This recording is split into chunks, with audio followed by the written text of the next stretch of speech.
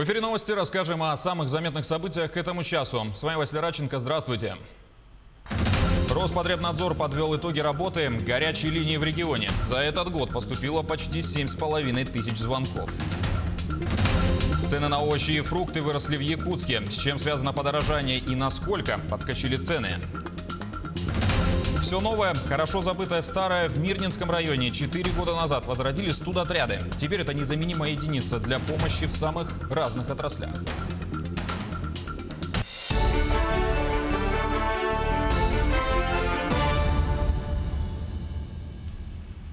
Свыше 150 пожаров действует на территории Якутии. Площадь, пройденная огнем, более 300 тысяч гектаров. Таковы данные авиалесохраны на сегодня. За сутки возникло 24 пожара и 36 ликвидированы. На тушение задействовали почти 1000 человек и 89 единиц техники. Для недопущения угрозы распространения огня на населенные пункты в готовности находится авиация МЧС России и аэромобильная группировка ведомства. Сложная лесопожарная обстановка сохраняется на территории Верхоянского, Кобяйского, Мирнинского, Нерюнгринского и Тампонского районов, где зарегистрировано 83 очага. Роспотребнадзор подвел итоги работы горячей линии в регионе за первое полугодие. На телефоны ведомства поступило 7,5 тысяч обращений. Горячая линия работает с гражданами по вопросам санитарно-эпидемиологического благополучия. Это 91% от общего числа обращений. И защиты прав потребителей. Почти все звонки на тему санитарии поступали с вопросами о коронавирусной инфекции. Они касались общей информации о вирусе, его симптомах, группах риска, мерах профилактики и так далее. Также граждан интересовали вопросы о требованиях и правилах продажи продуктов питания. Между тем, медики рассказали, что горожане столицы стали реже вызывать скорую помощь. В прошлом месяце якутские медработники зафиксировали рекордно низкое количество вызовов. Более того, большинство из них теперь связаны не с коронавирусом или подозрением на него, а с недугами, характерными для лета и жаркой погоды. Такая тенденция сохранилась и в этом месяце. Всего за сутки в скорую поступают около 400 звонков. Ежедневно на скорую помощь поступает от 350 до 400 вызовов. Повод к вызову разный. Во время периода жарких дней больше поступало вызовов с поводом артериальной гипертонии, повышения давления, плохо с сердцем. Были случаи, когда вызывали обморочные состояния. И в редких случаях травмы. Цены на овощи и фрукты выросли в Якутске. Сказываются пандемия и другие факторы. Наш корреспондент Сергей Михедов провел мониторинг цен и готов рассказать о результатах собственной проверки. Уже 2 года Ислам Фатиддинов занимается продажей овощей и фруктов в Якутске. Его точка расположена в самом центре столицы, поэтому спрос на свежую продукцию есть всегда. По словам Ислама, за последние полгода цены на овощи и фрукты заметно выросли. Конечно, сейчас уже подросли. Конечно, это касается на пандемии тоже всякие Поэтому немножко подорожался, все-таки есть такое.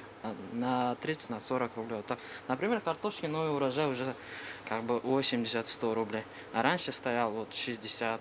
В среднем стоимость помидоров в Якутске от 200 до 250 рублей за килограмм. Огурцы стоят примерно 100 рублей. Чаще в продаже овощи, выращенные местными фермерами. Свежий красноярский картофель продают по 100 рублей. Что касается фруктов, то яблоки по 200, бананы по 150, груши по 220 рублей. Везут главный природный источник витаминов из Узбекистана, Турции и Новой Зеландии. Китайскую продукцию практически нигде не найти.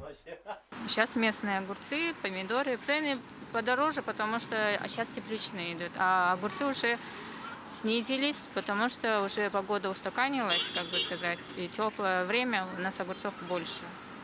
Ценообразование в основном зависит от стоимости аренды торгового помещения, поэтому на улице овощи дешевле. Например, местные огурцы, выращенные жатейскими фермерами, можно найти и по 30 рублей. Много у нас в этом году много сажали. Собирать не успеваем много. Сегодня собрали, завтра опять много. Из-за этого надо продать же. Овощи и фрукты дорожают, но не критично. Разброс цен достаточно ощутимый, если продукцию привезли из-за границы. Да и якутские овощи могут обойтись в копеечку. Гораздо выгоднее, приятнее и полезней вырастить огурцы и помидоры в собственной теплице. Сергей Михедов, Григорий Николаев, Якутск. За неделю в Якутске выявили 65 водителей в состоянии алкогольного опьянения. Таковы результаты операции ГИБДД «Нетрезвый водитель». За минувшую неделю зарегистрировано 52 ДТП, из них с пострадавшими 6, ранения получили 7 человек. Выявлено более 1000 нарушений правил дорожного движения, из них 65 по вине нетрезвых водителей.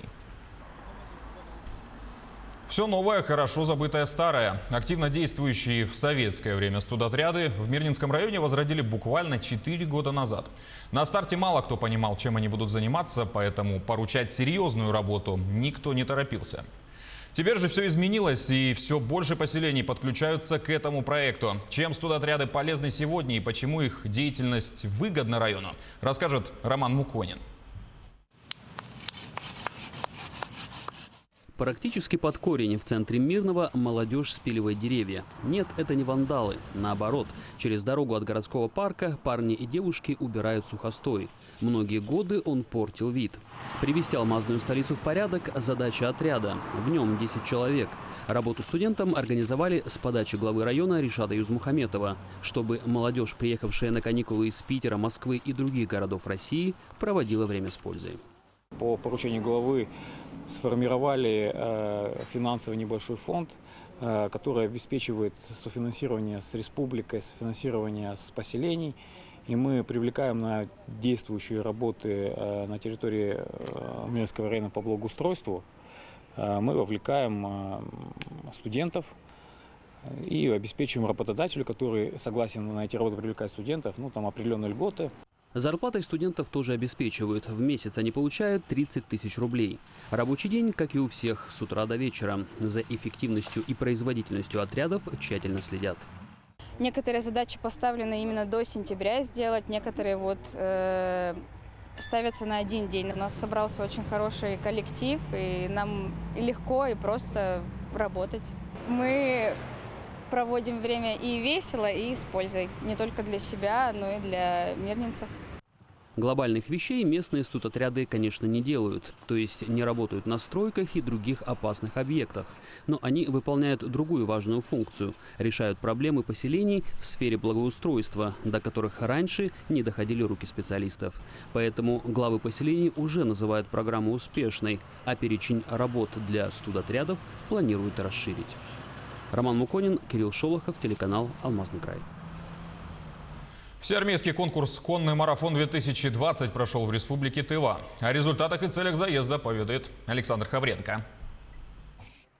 Преодолеть горные перевалы и водные препятствия, эвакуировать раненых и поразить мишени на огневом рубеже.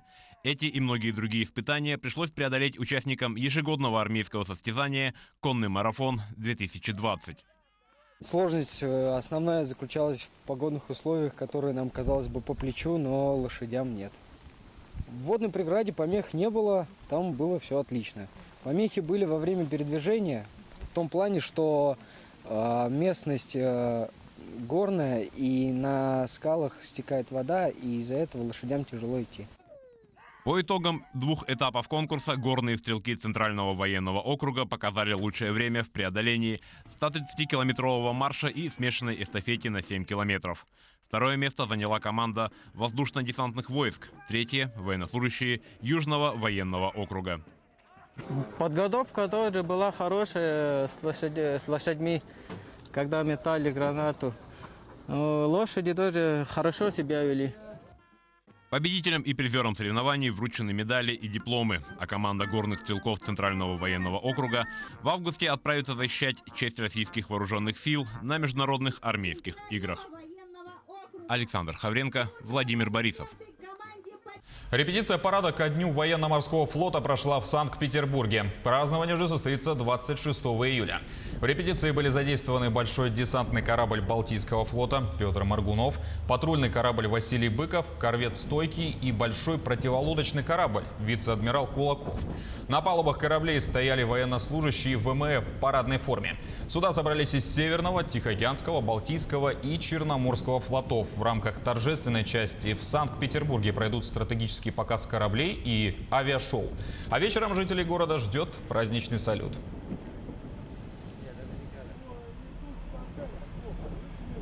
Фасад Останкинской башни и гостиницу «Космос» украсили символикой 22-х летних Олимпийских игр 1980 года. Телевышка является символом советского и российского телевидения. 40 лет назад башня осуществляла трансляцию телевизионного сигнала, благодаря которому граждане Советского Союза могли наблюдать за 22-ми летними Олимпийскими играми. Известный якутский модельер Петр Яковлев презентовал в Москве свою новую коллекцию. Что вдохновило дизайнера и кто носит его одежду, готов рассказать наш корреспондент Максим Кардозо. Здесь вы можете увидеть принт крокодила, акулы, ящерицы. А это фотка, которую я сам сфотографировал в Мексике. Заметьте, Мадонна Гваделупская лицом Фриды. Настоящий эксклюзив. Многие ткани и принты для этой коллекции Петр Яковлев делал сам. Вдохновлялся Мексикой. Отсюда и яркие краски, портреты Фриды Кало, животные орнаменты. Чтобы создать все это, потребовалось серьезно потрудиться, причем не только творчески. Всегда есть сложности, всегда во всем. Даже вот работа с принтом, допустим, это все-таки творческий подход, да, все равно занимает время. Само изготовление вроде как бы быстрое, да, но опять же вот то, что это все в Москве, это и транспортировка, да, от этого очень много зависит, время там приема, отгрузки и так далее. А потом здесь работа более профессионально сложена, скажем, нежели в Якутске. Здесь, например, сперва это все эскизы переводятся в лекало. Это достаточно долго делается. Петр перебрался в Москву 1,5 года назад и за это время создал новый бренд готовой одежды «Ревьян». И даже успел выпустить 3 коллекции. Вообще, по идее, правильно выговаривается «Ревьян». Он француз, типа «вернись». Я люблю Францию, и самое значимое для меня конкурс, самый большой в моей жизни, это он был во Франции. И, может быть, после этого у меня все связано с Францией. Даже модельное агентство, которое я создал в Якутске, оно называется «Тая». Талоны Гюдель Якутии, высокие каблуки Якутии, тоже на французском получается. И сейчас вот «Ревьян», он тоже на французском. И у нового бренда уже есть и новые поклонники, которые смело носят одежду якутского дизайнера. Этот желтый тренч взяла для себя бывший конструктор Вячеслава Зайцева. И она мне потом позвонила и сказала: «Ты знаешь, вот этот тренч, прям его крой, посадка карманов, обработка, отворот воротника очень удачный, очень ей понравилось, она была в восторге безумно, даже несмотря на то, что тренч очень яркий, особенно в солнечную погоду, он прям кричит». Самое сложное, по словам модельера, это продвигать свой бренд в массы. За внимание клиентов нужно конкурировать с сотнями талантливых людей, которые приезжают в Москву со всей России и из ближнего зарубежья. На помощь приходят соцсети, а в скором времени Петр Яковлев собирается запустить и свой сайт, где будут представлены его коллекции. Максим Кардозу, Виктор Олесов, Москва. И на этом пока все. До встречи в следующем часе.